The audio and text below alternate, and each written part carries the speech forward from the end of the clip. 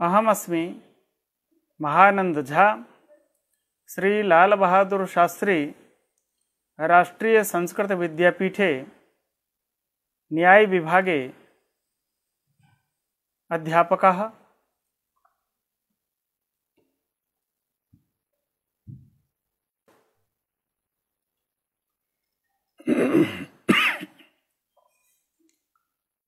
कल की चर्चा में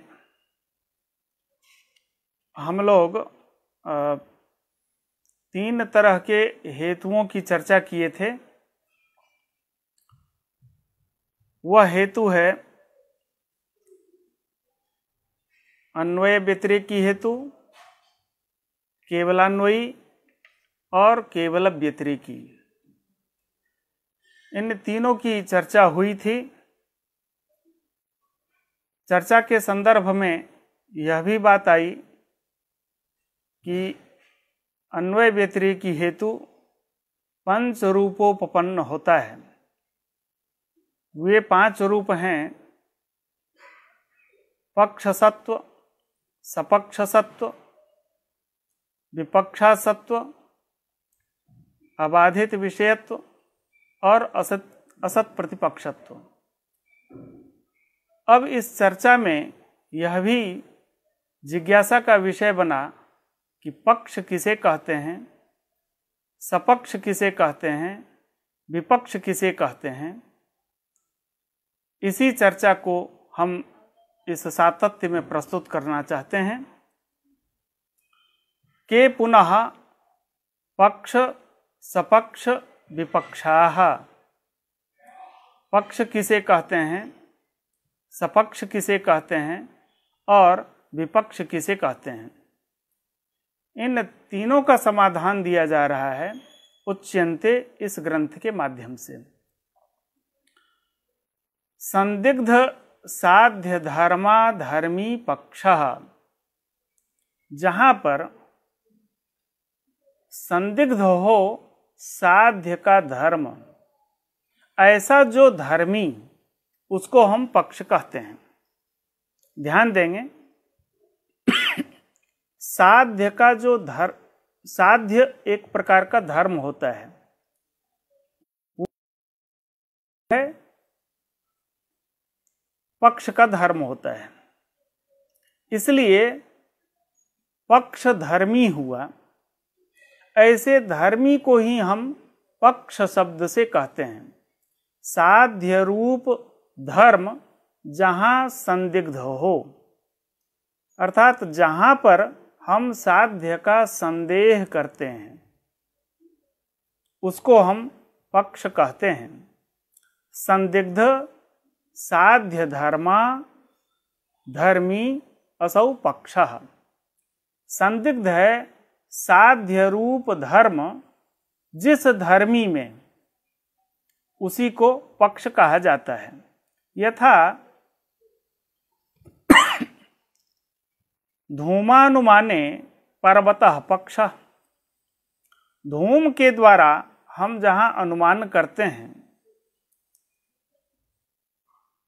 तो धूम के द्वारा हम पर्वत में ही अनुमान करते हैं, वहनी का अनुमान करते हैं। तो जहां पर अनुमान किया जाए उसको हम पक्ष कहते हैं। पर्वत पक्ष हो गया। सपक्षस्तु निश्चित साध्य धर्मी। सपक्ष किसे कहा जाता है? तो जहां पर साध्य रूप धर्म का निश्चय बैठा हो, जहां पर साध्य रूपी धर्म निश्चित हो, अर्थात साध्य का निश्चय जहां पर बैठा हो, ऐसे धर्मी को हम सपक्ष कहते हैं। यथा महानसः धूमानुमाने। धूम के द्वारा हम अनुमान करते हैं वहनी का, तब महानस सपक्ष होगा, क्योंकि वहनी रूप साध्य, अर्थात वह साध्य वहनी महानस का धर्म है।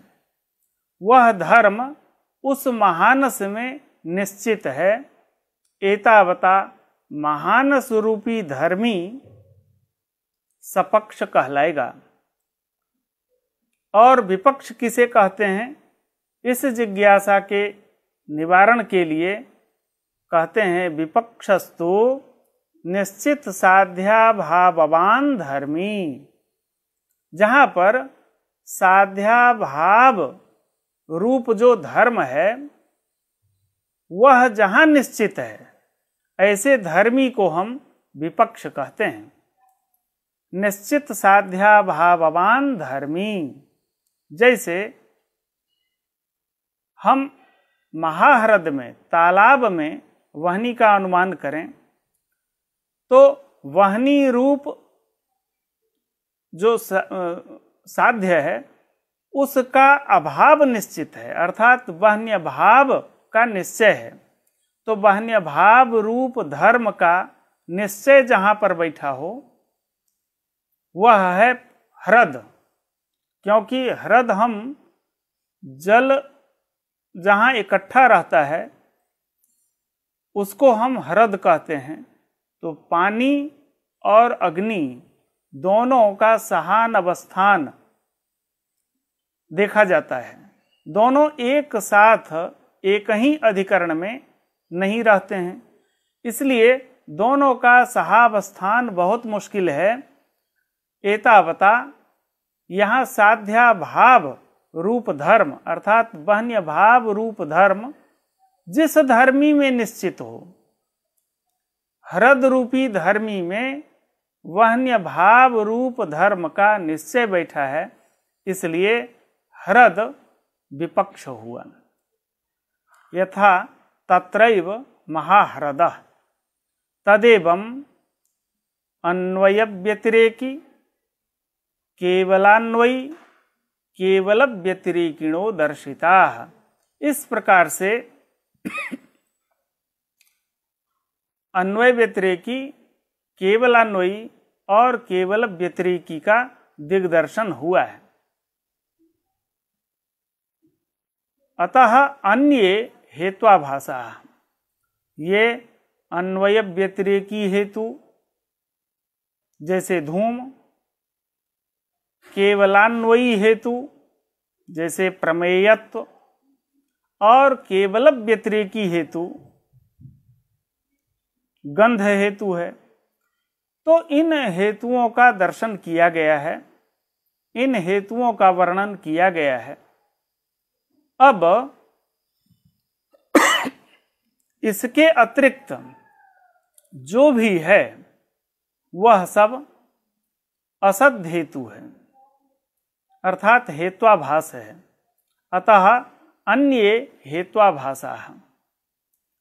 हेत्वाभास का मतलब जो हेतु की तरह प्रतीत हो किंतु हेतु नहीं हो। हेत्वाभास की दो व्युत्पत्तियां होती हैं, हेतोः आभासः हेत्वाभासः। यह हेतु के दोष को बतलाता है, और हेतुवत आभासन्ते इति हेत्वाभासाः, इस व्युत्पत्ति के द्वारा हम दुष्ट हेतु को जानते हैं।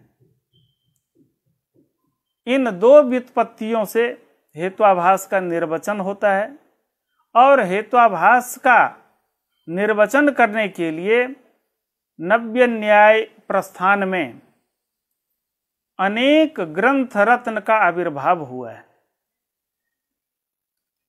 5 प्रकार के हेत्वाभास हैं। उन 5 प्रकार के हेत्वाभासों पर स्वतंत्र रूप से भी ग्रंथ का निर्माण हुआ है।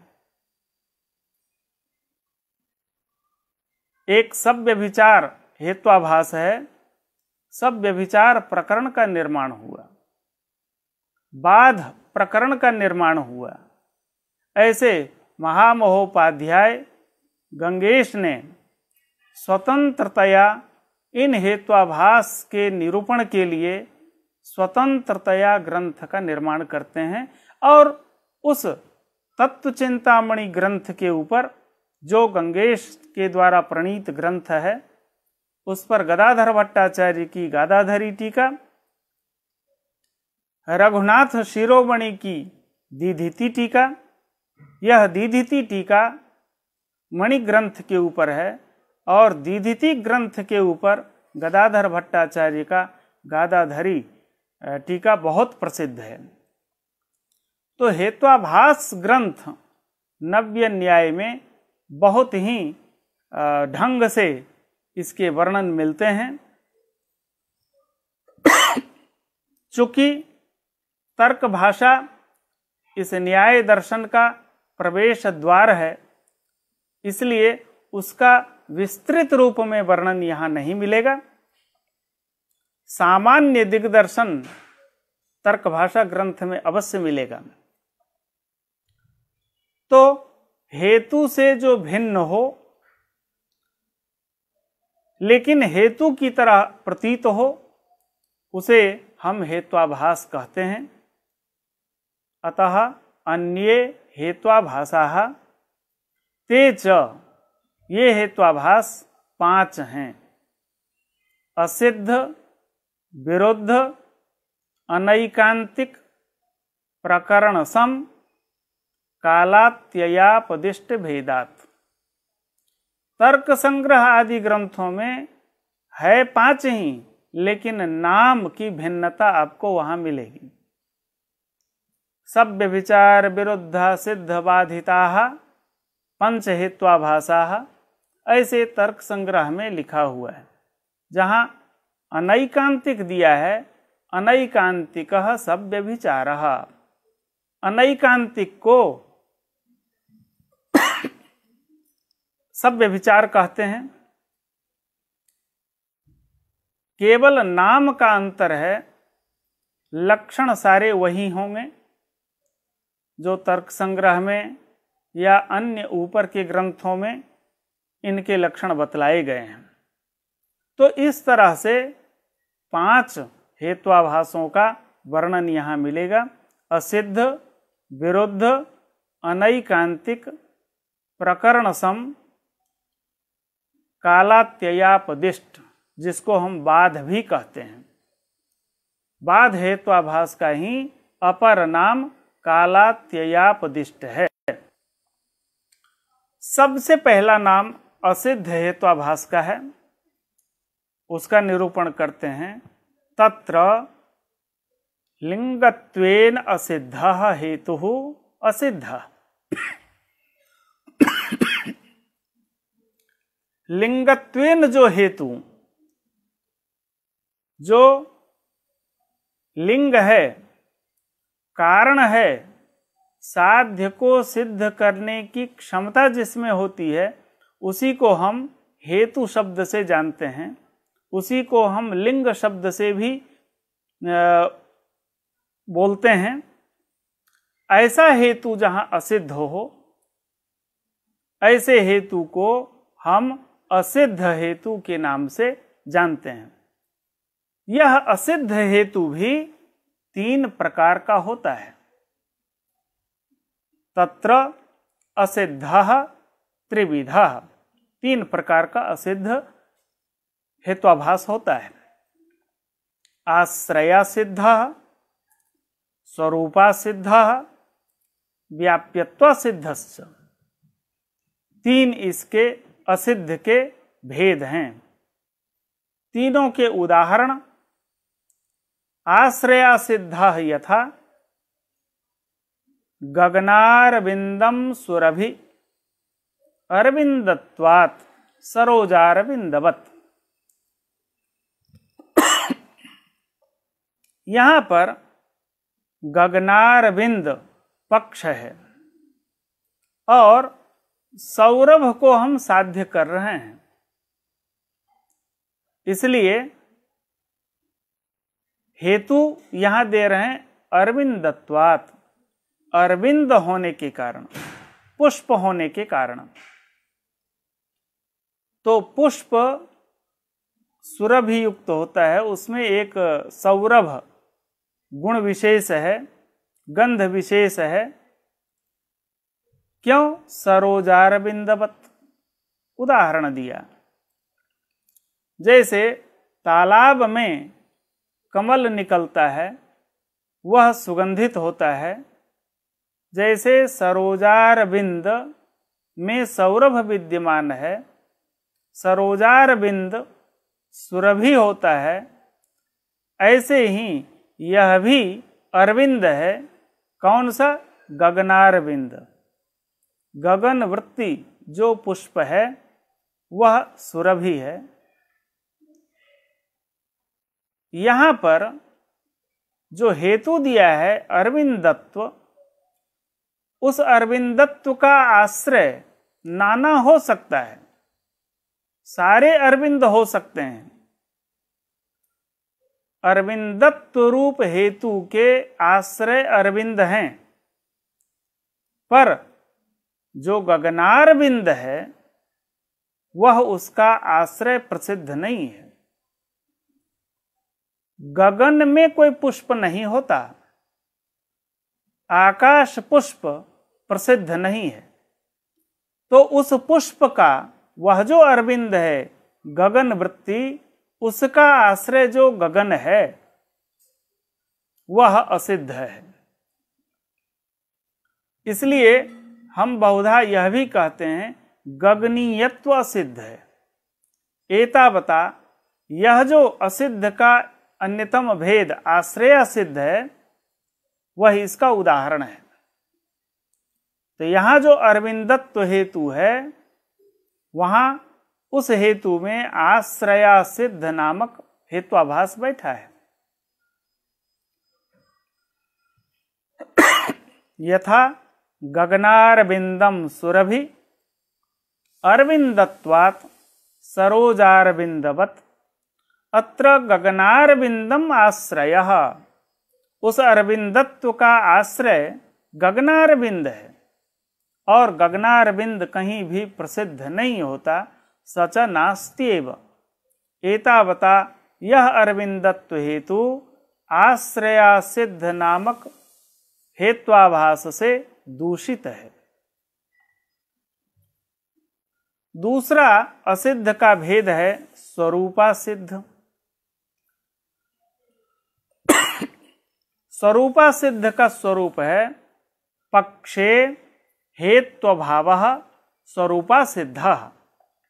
जिस पक्ष में हेतु नहीं रहे, ऐसे हेतु को हम स्वरूपा सिद्ध कहते हैं। यथा अनित्यः शब्दः चाक्षुषत्वात्।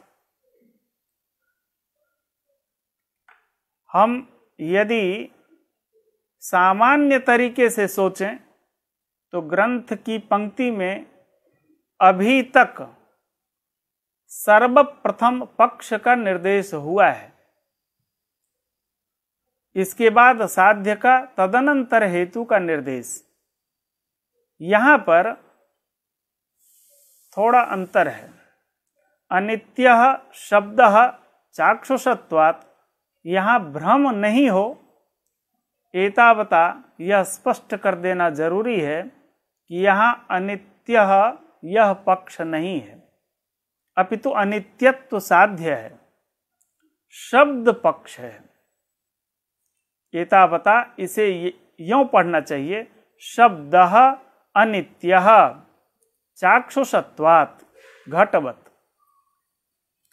शब्दात्मक पक्ष में हम अनित्यत्व को सिद्ध कर रहे हैं, चाक्षुषत्वात्।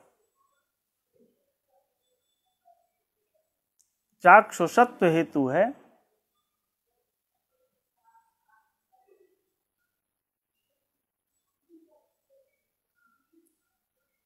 वह पक्ष में, शब्द में नहीं रहेगा। पक्षे हेत्वभावः स्वरूपा सिद्ध।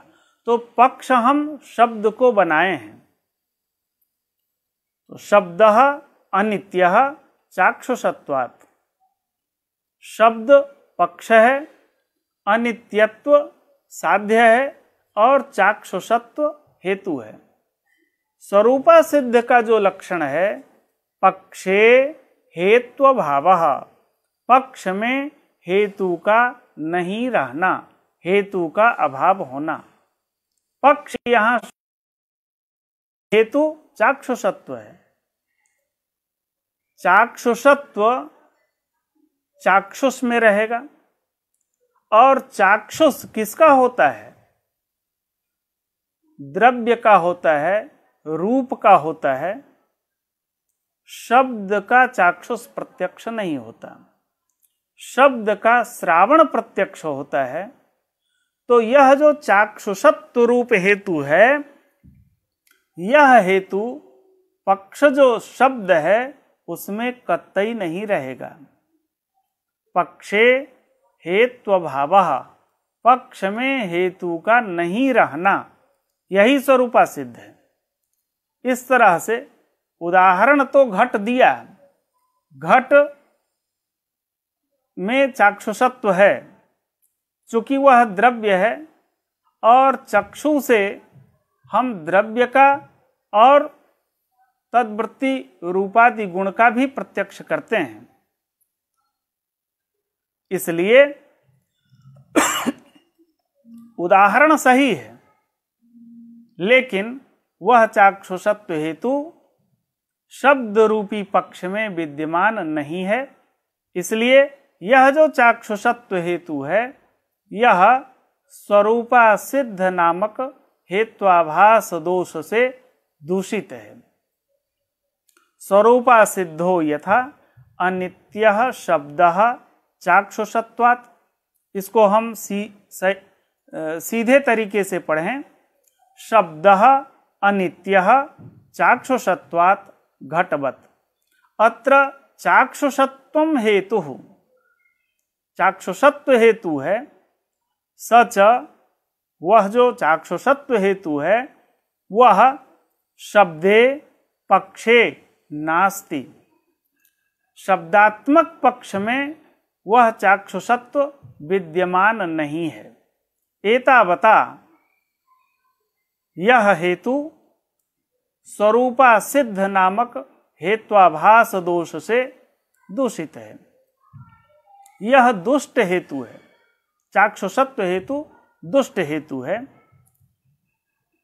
तो शब्द का श्रवण इंद्रिय की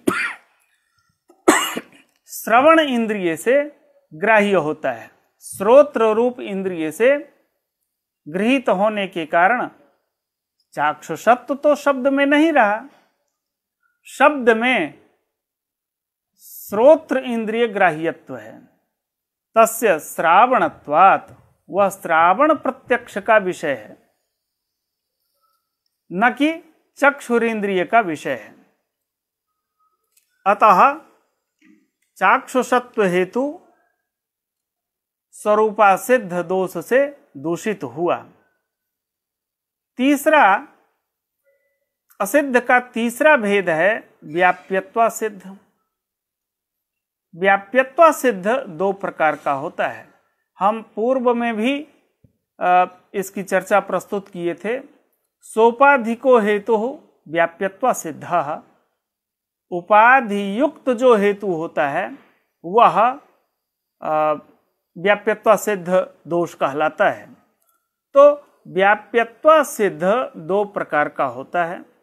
एक व्याप्तिग्राहक प्रमाणाभावात्, व्याप्तिग्राहक जो प्रमाण है वह जहां नहीं हो वह व्याप्यत्व सिद्ध होगा, और दूसरा उपाधि के होने से जो दोष उपस्थित होगा सिद्ध दोष होगा। तो व्याप्तिग्राहक प्रमाणाभावात्, व्याप्तिग्राहक प्रमाणाभाव रूप जो व्याप्यत्व सिद्ध है उसका उदाहरण देते हैं।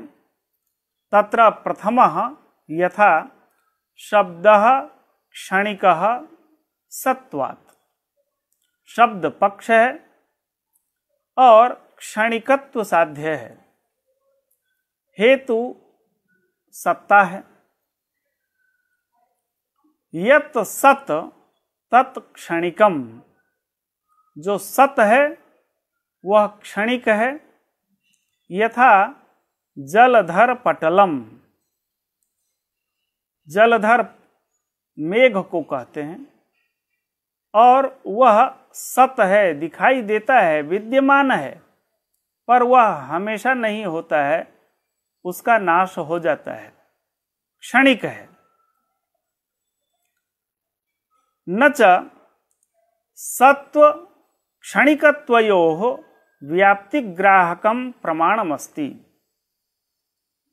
यहाँ यह बतलाने की चेष्टा हो रही है, व्याप्तिग्राहक प्रमाणाभाव रूप जो उपाधि है, जो व्याप्यत्व सिद्ध है, तो उसी को पकड़ने की चेष्टा हो रही है।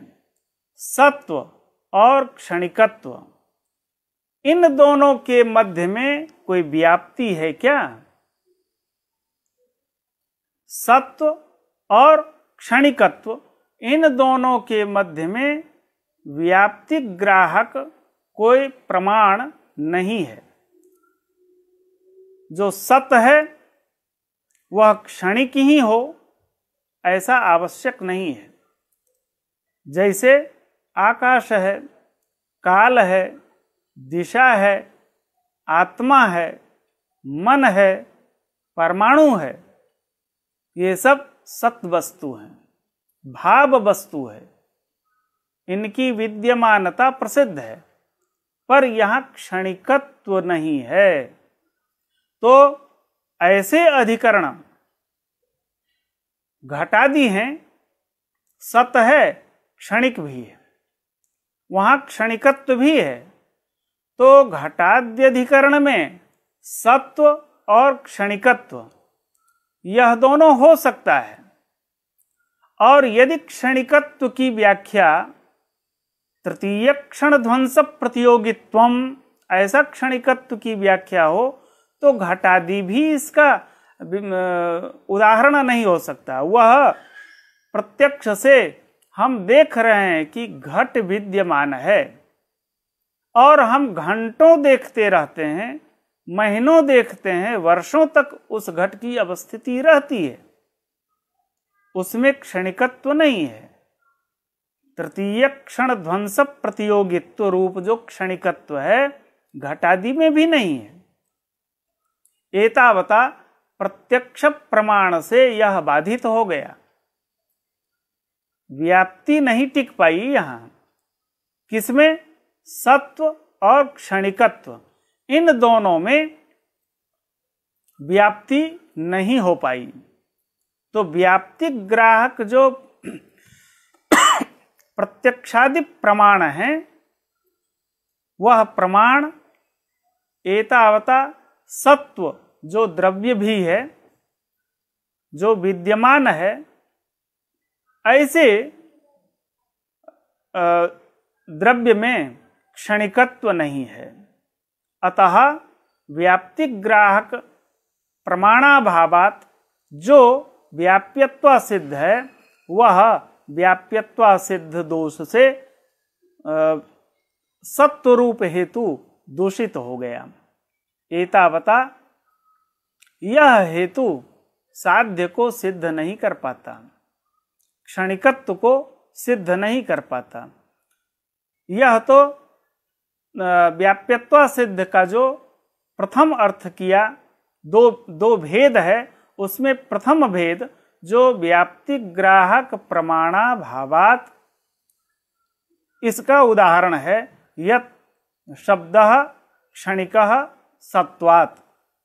यहाँ पर सत्व और क्षणिकत्व, अर्थात क्षणिकत्व जो साध्य है और सत्व जो हेतु है, इन दोनों में यत्र यत्र सत्वम तत्र तत्र क्षणिकत्वम, यह व्याप्ति ग्राहक कोई प्रमाण नहीं है। एतावता व्याप्ति ग्राहक प्रमाणाभाव रूप जो व्याप्यत्व सिद्ध का एक भेद है, वह यहाँ चरितार्थ हो रहा है। यत् सत् तत्क्षणिकम जलधर तथा च शब्दात इति, शब्दादिः इति। न च सत्व क्षणिकत्वयोः व्याप्तिग्राहकम प्रमाणम अस्ति। सत्व और क्षणिकत्व इन दोनों में कोई व्याप्तिग्राहक प्रमाण नहीं है, इसलिए प्रमाणाभावात यह व्याप्यत्व सिद्ध हुआ। दूसरा भेद उपाधि के होने से जो दोष उपस्थित होगा, अर्थात सोपाधिको हेतु व्याप्यत्व सिद्ध। तो दूसरा बतला रहे हैं, सोपाधिकतया व्याप्यत्व सिद्धौ उच्यमानायाम क्षणिकत्वम अन्य प्रयुक्तम इति अभ्युपगतम स्यात्। जो व्याप्यत्व सिद्ध सोपाधिक है, ऐसा यदि कहते हैं, सोपाधिकत्वात् अयम हेतु व्याप्यत्व सिद्धा, ऐसा यदि हम कहते हैं तो क्षणिकत्वम अन्य प्रयुक्तम इति अभ्युपगतम स्यात्। यहाँ व्याप्यत्व सिद्ध क्यों न मान लिया जाए, तो इसके अस्तित्व को स्वीकार करना होगा। जो उपाधिभूत धर्म है, उपाधिभूत धर्म क्या होता है कि उस उपाधि में साध्य व्यापकत्व रहे और साधना व्यापकत्व भी रहे। ये उपाधि के दो धर्म हैं। साध्य व्यापकत्वे सति साधना व्यापकत्वम उपाधि। तो सोपाधिकतया व्याप्यत्व सिद्धौ उच्यमानायाम, यदि हम सोपाधिको हेतु व्याप्यत्व सिद्धः ऐसा व्याप्यत्व सिद्ध का लक्षण करते हैं, तो क्षणिकत्वम अन्य प्रयुक्तम इति अभ्युपगतम स्यात्। उस क्षणिकत्व में साध्य व्यापकत्व और साधना व्यापकत्व इसकी भी अवस्थिति हो जाए, और यह विद्यमान है। ऐसे सोपाधिक हेतु अनंत हैं, अन्यत्र भी विद्यमान है।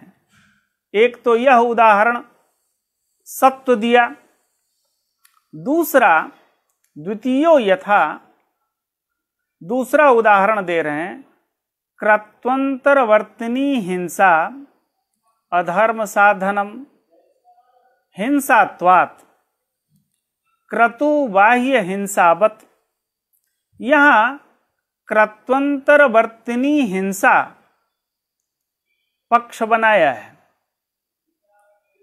क्रत्वंतरवर्तिनी हिंसा को पक्ष बना करके अधर्म साधनत्व की सिद्धि की जा रही है।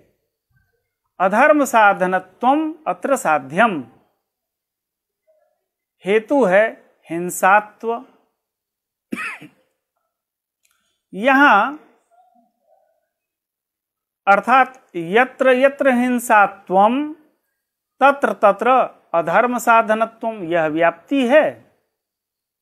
हिंसात्व हिंसा में है, और जहां जहां हिंसा है वहां सर्वत्र अधर्म साधनता भी है।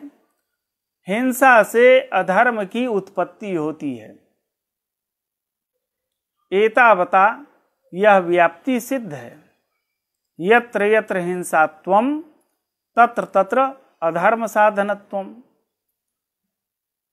यथा क्रतु बाह्य हिंसावत, क्रतु से बाह्य जो हिंसा है, यज्ञ स्थल से बहिर्भूत जो हिंसा है, उस हिंसा में जैसे अधर्म साधनत्व विद्यमान है, क्योंकि वह हिंसा है। यह उदाहरण दिए हैं। अत्र ही अधर्म साधनत्वे हिंसात्वम न प्रयोजकम। अधर्म साधनत्व में हिंसात्व प्रयोजक नहीं है, अपितु निषिद्धत्वम उपाधि। जो प्रयोजक होता है उसी को हम उपाधि कहते हैं। यहाँ निषिद्धत्व उपाधि है। अब ध्यान दें, उस उपाधि में क्या होना चाहिए? साध्य व्यापकत्व और साधना व्यापकत्व। जो निषिद्धत्व उपाधि है उसमें हमें व्यवस्थित करना है। स्थल है कृत्वंतरवर्तिनी हिंसा, अधर्म जनिका या अधर्म साधनम हिंसात्वात्। यहाँ हिंसात्व हेतु है और अधर्म साधनत्व साध्य है। जो निषिद्धत्व हम उपाधि मानते हैं उस उपाधि को कैसा होना चाहिए? साध्य का व्यापक हो। साध्य है अधर्म साधनत्व और साधन का अव्यापक हो। साधन है हिंसात्व। तो जहां जहां हिंसात्व है वहां वहां निषिद्धत्व को होना चाहिए। परीक्षण करते हैं, जहां जहां हिंसात्व है वहां वहां निषिद्धत्व को होना चाहिए। यदि सर्वत्र निषिद्धत्व है तब तो वह साधन का व्यापक होगा, लेकिन सर्वत्र निषिद्धत्व नहीं रहेगा तो वह साधन का व्यापक नहीं होगा। यज्ञीय हिंसा में निषिद्धत्व नहीं है। यज्ञीय जो अनेक प्रकार के यज्ञ होते हैं उसमें निषिद्धत्व नहीं है। तो जो हिंसात्व तो है वहां, लेकिन निषिद्धत्व नहीं है, तो साधन का वह व्यापक नहीं अपितु अव्यापक हुआ। लेकिन यज्ञीय हिंसा भी अधर्म का साधन है, उससे अधर्म की उत्पत्ति होती है। एतावता यत्र यत्र अधर्म साधनत्वम तत्र तत्र निषिद्धत्वम, यह मिलेगा। अधर्म साधनता जहां जहां है वहां वहां निषिद्धत्व भी मिलेगा। इसलिए साध्य का व्यापक हो गया। साध्य व्यापकत्व निषिद्धत्व में चला गया और साधन भूत जो हिंसात्व है उसका वह व्यापक नहीं अपितु वह अव्यापक है। इसलिए निषिद्धत्व उपाधि है। हम पुनः पंक्ति का अवलोकन करेंगे। द्वितीयो यथा कृत्वंतरवर्तिनी हिंसा पक्ष है, अधर्म साधनत्व साध्य है, हिंसात्व हेतु है। क्रतु बाह्य हिंसावत, यह उदाहरण प्रस्तुत किया गया है। अत्र ही अधर्म साधनत्वे हिंसात्वम न प्रयोजकम। अधर्म साधनत्व जो है साध्य, उसमें हिंसात्व प्रयोजक नहीं है, अर्थात हिंसात्व को हम उपाधि नहीं मानते, किंतु निषिद्धत्वमेव प्रयोजकम। निषिद्धत्व ही प्रयोजक है, अर्थात निषिद्धत्व उपाधि है। तथा ही साध्य व्यापकत्वे सति साधना व्यापकत्वम उपाधि इति उपाधि लक्षणम। उपाधि का लक्षण यही बतलाया, साध्य का व्यापक हो और साधन का अव्यापक होना चाहिए। तच्च अस्ति निषिद्धत्वे, यह निषिद्धत्व जो उपाधि है उसमें साध्य व्यापकत्व भी है और साधना व्यापकत्व भी है। निषिद्धत्वम ही साध्यस्य, निषिद्धत्व जो उपाधि है वह साध्यस्य अधर्म साधनत्वस्य, जो साध्य है अधर्म साधनत्व उसका व्यापक है। निषिद्धत्वं ही साध्यस्य अधर्म साधनत्वस्य व्यापकम। क्यों व्यापक है? यत्र यत्र अधर्म साधनत्वम तत्र तत्र अवश्यम निषिद्धत्वम अपि। वहां निश्चित रूप से निषिद्धत्व एवं साधनम हिंसात्वम, हेतु अर्थात साधन हिंसात्व है, न व्यापनोति निषिद्धत्वम, वह निषिद्धत्व का व्यापक नहीं हो पाता है, अपितु वह अव्यापक है निषिद्धत्व। नहीं यत्र यत्र हिंसात्वम, हम ऐसी व्याप्ति नहीं बना पाते हैं। यत्र यत्र हिंसात्वम तत्र तत्र निषिद्धत्वम, यह व्याप्ति नहीं बन पाती है। क्योंकि इसलिए इसको पहले ही न से शुरू कर रहे हैं। नहीं यत्र यत्र हिंसात्वम तत्र तत्र अवश्यम निषिद्धत्वम, यह व्याप्ति नहीं बन पाएगी। यत्र यत्र हिंसात्वम तत्र तत्र निषिद्धत्वम इति न यज्ञीय पशु हिंसायाम निषिद्धत्वाभावात्। जो यज्ञीय पशु की हिंसा होती है वहां हिंसात्व तो है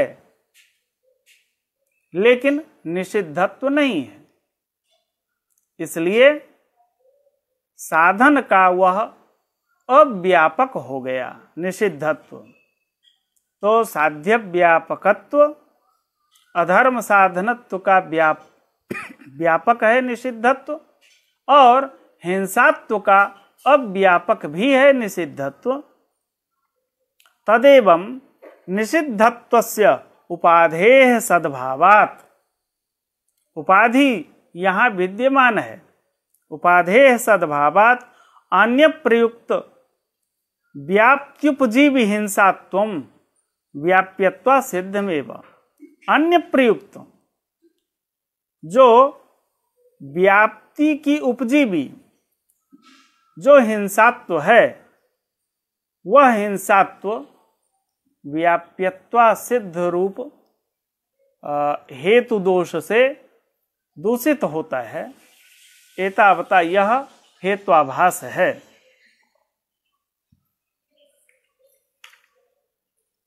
यह पहला जो असिद्ध हेत्वाभास है।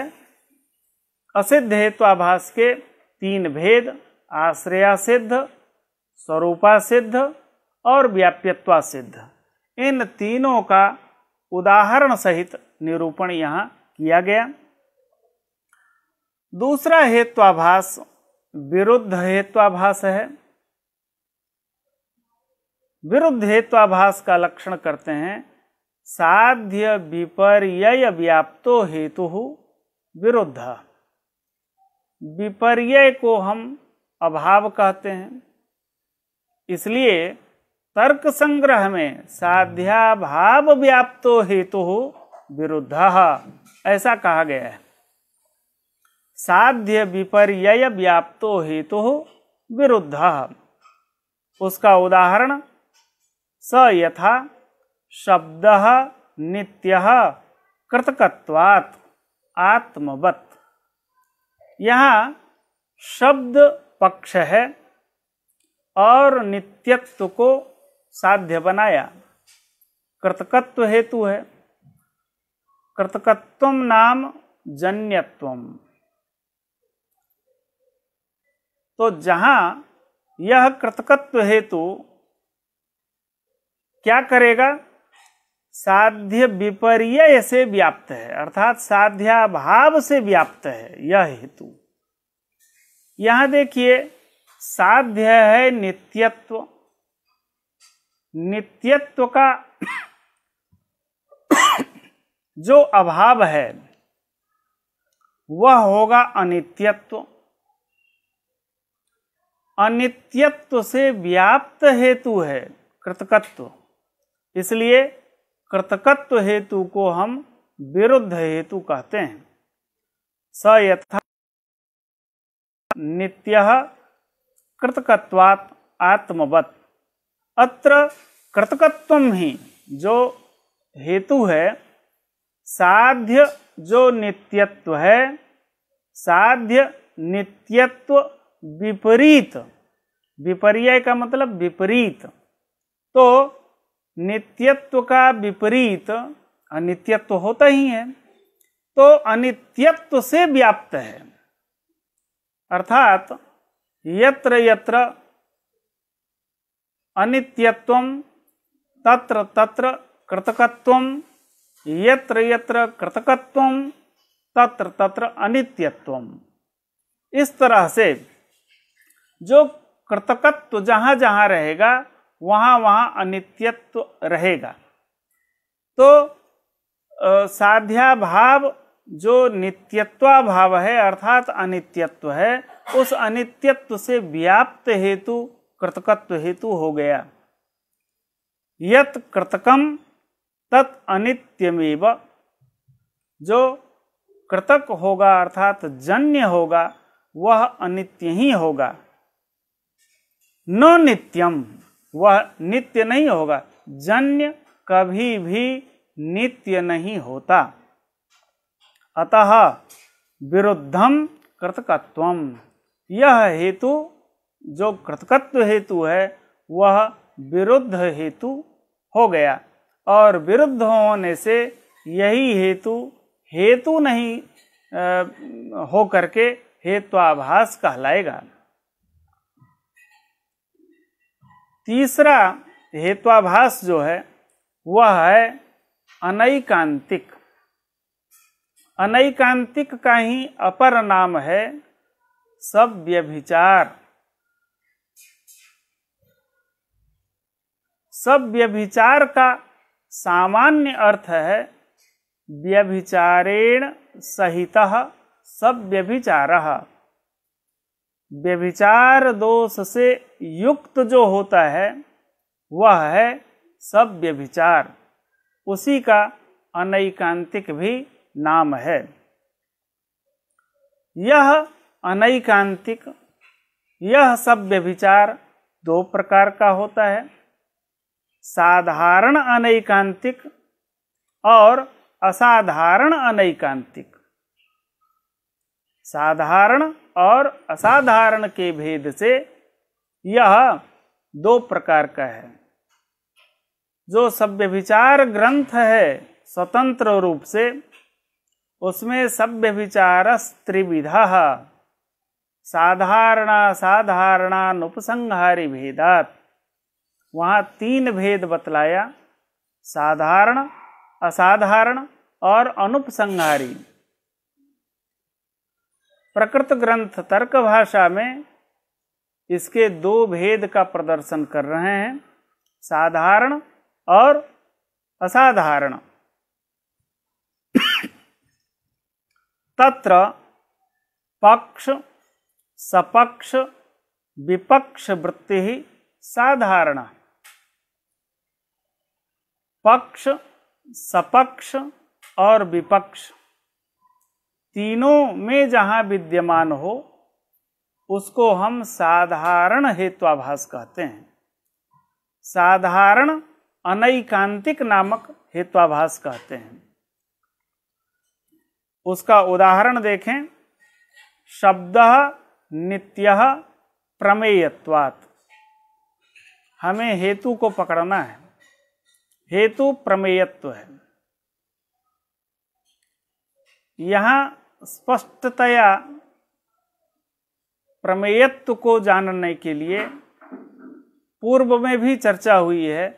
प्रमेयत्व, अभिधेयत्व, वाच्यत्व, ज्ञेयत्व, ये सब पर्यायवाची शब्द हैं और ये सब के सब केवलान्वयी होते हैं।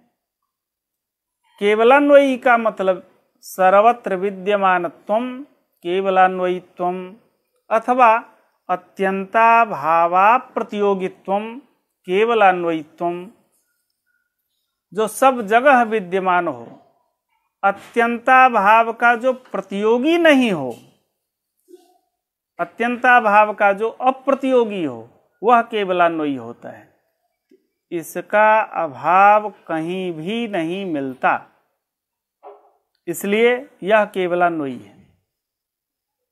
पक्ष में भी इसका अभाव नहीं मिलेगा, सपक्ष में भी नहीं मिलेगा, विपक्ष में भी नहीं मिलेगा, अर्थात सब जगह यह रहेगा, क्योंकि इसका अभाव कहीं भी नहीं मिलता।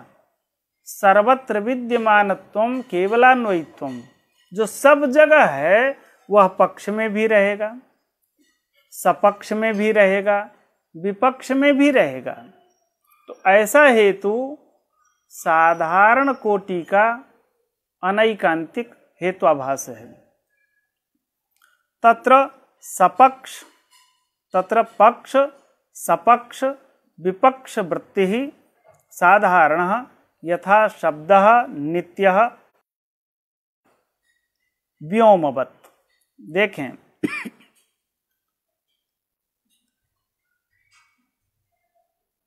पक्ष हम किसको कहते हैं? जहां साध्य का संदेह हो। नित्यत्व यहाँ साध्य है, उस नित्यत्व का संदेह शब्द में है, इसलिए शब्द उसका पक्ष हो गया। उस शब्दात्मक पक्ष में प्रमेयत्व विद्यमान है, इसलिए पक्ष वृत्ति हो गया, पक्ष में वह रह गया। नित्यत्व का जहां निश्चय हो उसको हम सपक्ष कहते हैं, निश्चित साध्यवान सपक्ष। तो नित्यत्व का निश्चय परमाणु आकाशादि में है, उसमें भी प्रमेयत्व विद्यमान है, तो सपक्ष में भी यह प्रमेयत्व रह गया। और जहां साध्याभाव का निश्चय हो उसको हम विपक्ष कहते हैं। साध्य यहां नित्यत्व है, साध्याभाव नित्यत्वाभाव अर्थात अनित्यत्व होगा। अनित्यत्व का निश्चय घटपटादि में है, वहां भी प्रमेयत्व विद्यमान है। तो यह शब्द नामक पक्ष में भी विद्यमान है, परमाणु आकाशादि नित्यभूत सपक्ष में भी प्रमेयत्व विद्यमान है, और नित्यत्वाभाव जो अनित्यत्व है उसका जहां निश्चय है वह है घटपटादि, वहां भी प्रमेयत्व विद्यमान है।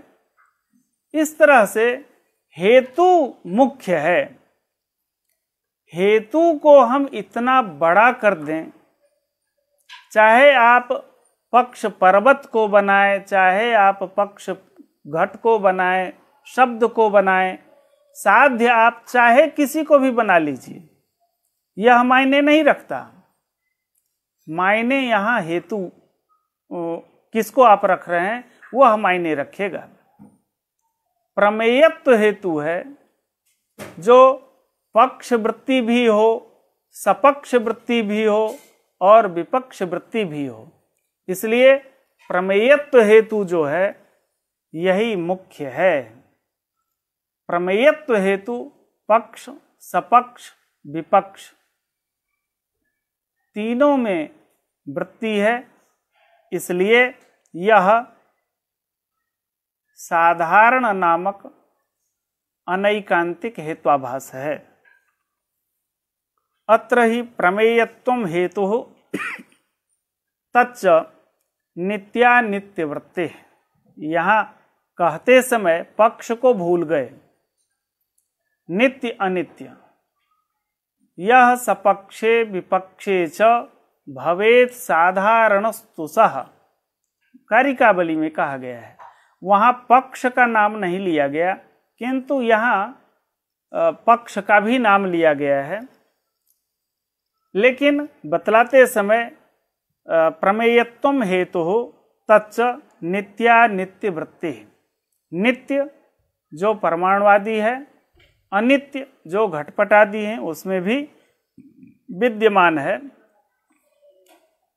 यह तो हुआ साधारण अनैकांतिक। दूसरा अनैकांतिक का भेद असाधारण अनैकांतिक है।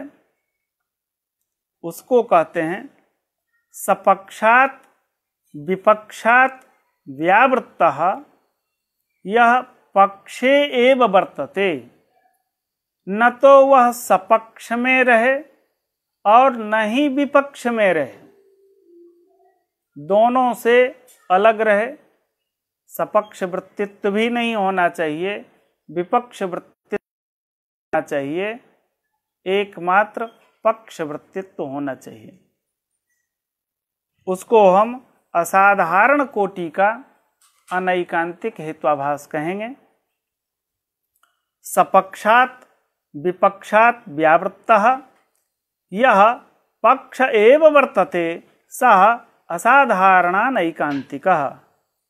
यथा भूर्नित्या गंधवत्वात्। हमें फोकस करना है हेतु पर। गंध हेतु है, पृथ्वी पक्ष है, भू पृथ्वी नित्या गंधवत्वात्। यहां गंधवत्व जो हेतु है उसका सपक्ष, सपक्ष क्या है? नित्यत्व का सपक्ष कौन होगा? अर्थात नित्यत्व का जहां निश्चय बैठा हो। नित्यत्व का निश्चय आकाशादि में है। आकाश काल दिक् आत्मा मन परमाणु, यह नित्यत्व का निश्चय इनमें बैठा हुआ है, इसलिए ये सब सपक्ष होंगे। तो सपक्ष जो नित्यभूत हैं उसमें गंध नहीं रहता, तो सपक्ष में नहीं रहा। और विपक्ष कौन होगा? नित्यत्वाभाव का निश्चय कहाँ है? वह विपक्ष कौन होगा? नित्यत्वाभाव अर्थात अनित्यत्व। अनित्यत्व सपक्षात विपक्षात च अनित्यात्। अनित्यत्व में भी वह नहीं रहता है। अनित्यत्व से भी वह गंध हेतु व्यावृत्त है। तर्क संग्रह में इसका लक्षण आया है, सर्व सपक्ष विपक्ष व्यावृत्तः पक्ष मात्र वृत्ति ही असाधारणः।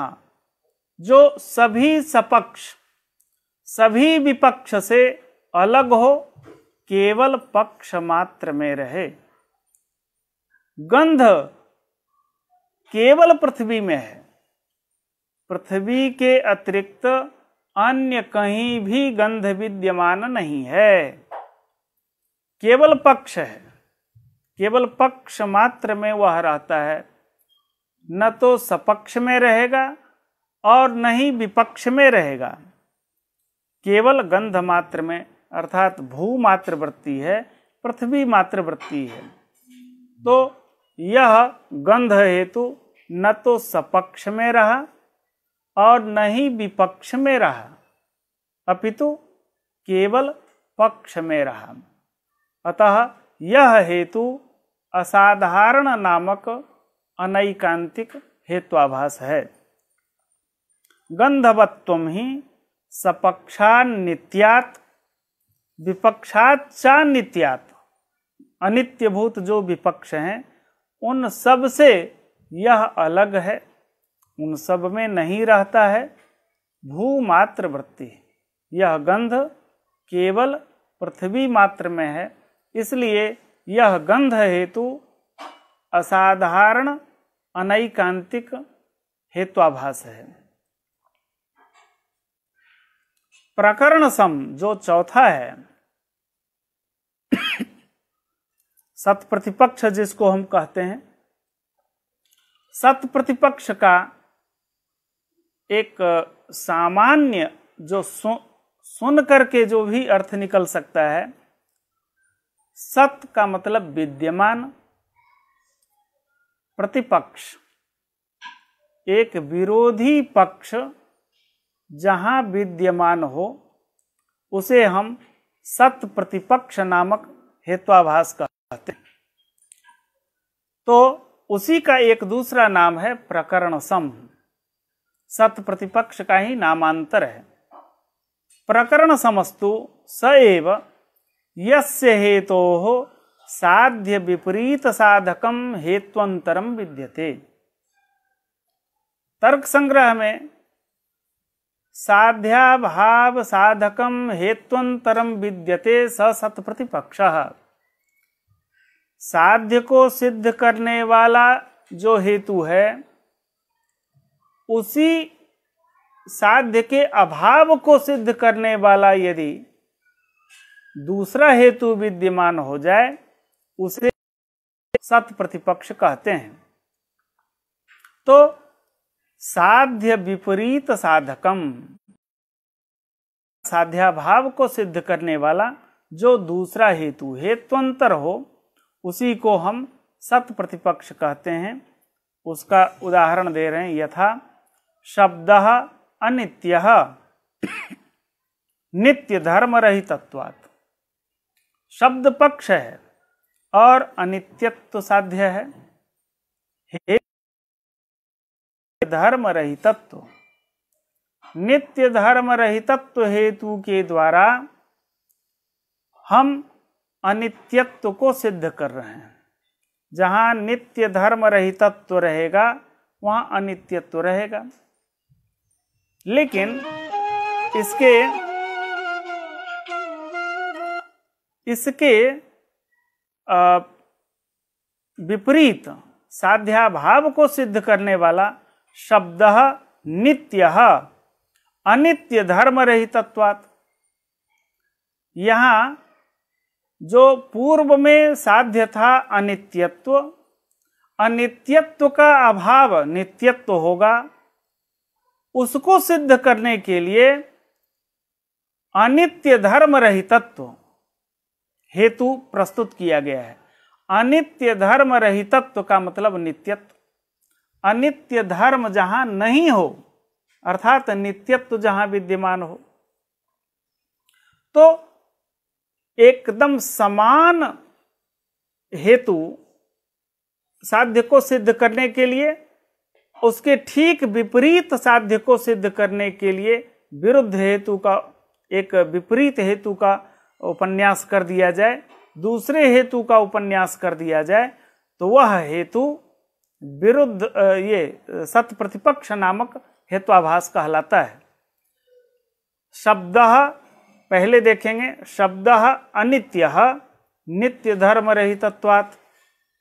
दूसरा जो साध्याभाव को सिद्ध करने वाला है, अर्थात पूर्व में जो साध्य था अनित्यत्व, उसके अभाव को सिद्ध करने वाला, अर्थात अनित्यत्व अभाव का मतलब होता है नित्यत्व, और अनित्यत्व अभाव नित्यत्व हुआ।